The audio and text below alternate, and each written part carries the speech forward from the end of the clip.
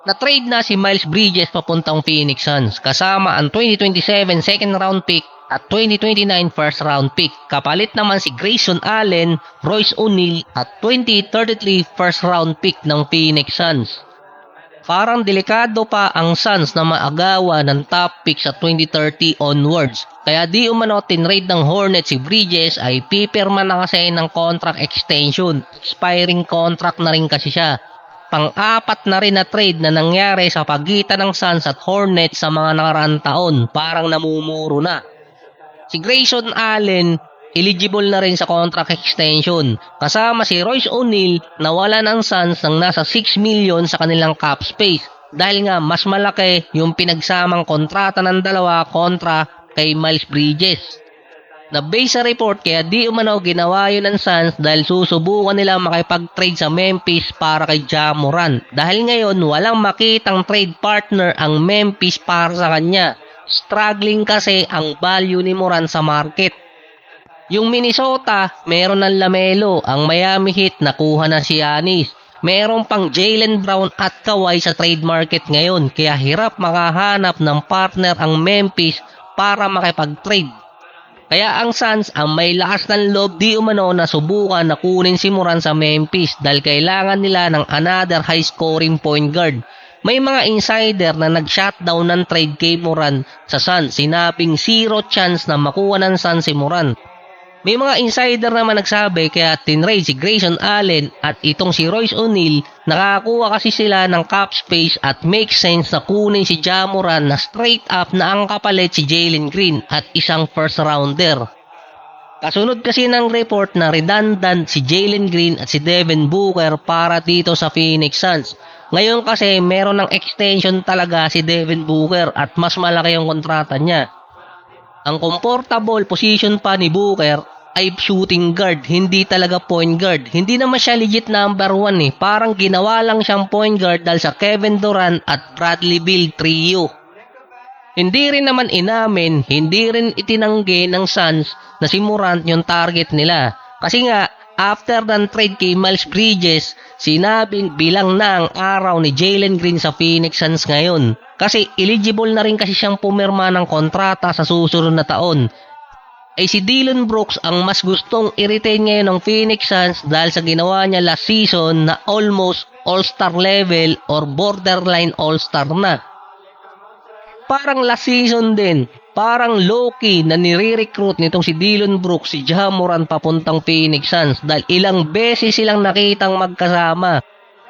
Na meron pang pagkakataon doon na pinupuntahan ni Dillon Brooks yung mga laro ni Ja Morant habang nasa injury list siya.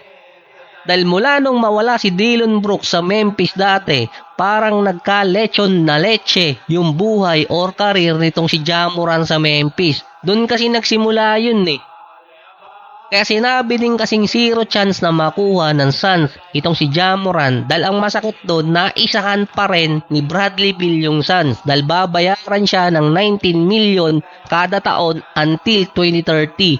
Ang laki ng kinain sa cap space at tax apron.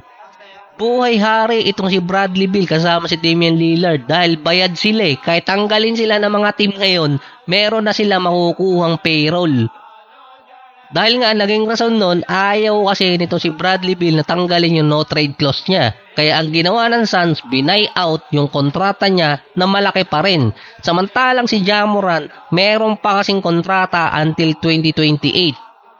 Sa linya ng Phoenix Suns, si Jalen Green ang may pinakamalapit na kontrata dito kay Morant. Na ngayon mukhang tinatamaan na si Green ng sumpa ng second overall. Pareha sila ni Morant. Ang Raptors naman, gusto nang totohanin ang rumors tungkol kay Kawhi. Ang report dati, dalawa lang ang team na gustong puntahan ni Kawhi, Toronto at San Antonio. Ayaw namang ibigay or isama ng Raptors si RJ Barrett sa magiging package kay Kawhi. Ang biggest player na gustong ipalit ng Toronto ay si Brandon Ingram. Kasama pa doon si Grady Dick na siguradong titigas doon ng Clippers. Base pa kay Jake Fisher. Meron ng discussion na nangyari sa pagitan ng Clippers at Raptors. Hindi kaya si Tito Dennis ang kausap nitong Toronto. Kasi nga sabi sa report, ang mga team na outside ng Raptors at San Antonio, na matitrade itong si Kawhi, sinabi niyang hindi siya pipirma ng extension. Kaya nga biglang nawala yung Golden State sa rotation or circulation pala. Mostly ang nakikipag-discuss ng kontrata or deal para kay Kawhi si Tito Dennis. Kaya nga ilang beses na pahamak tong si Kawhi. Kaya nga sina Butler at ibang player walang Tito Dennis para makapag-demand na hindi sila pipirma ng extension. At si Tito Dennis din ang rason kung bakit umalis itong si Kawhi sa Toronto at napunta ng Clippers. Sa discussion di umano gusto makuha ng Clippers talagang kapalit si RJ Barrett pero inayawan ng Raptors. Tanging si Brandon Ingram ang possible na kapalit plus filler.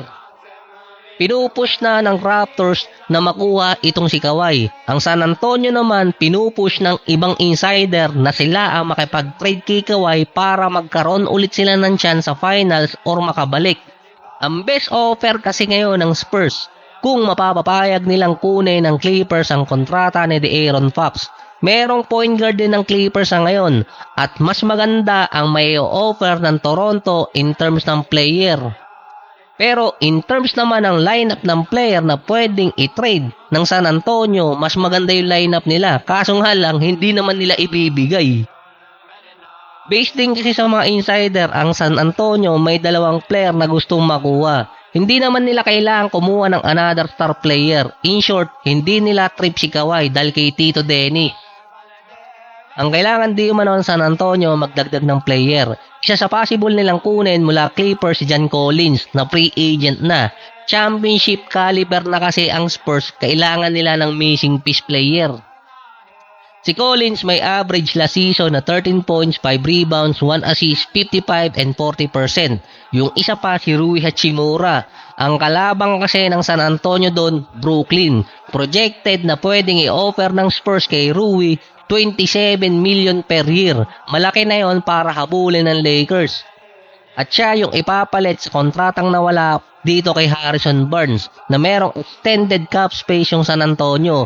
Magkakaroon din kasi ng sapat na cap space ang LA, kailangan muna nilang i-renounce si Rui kaya magiging available siya sa free agency market.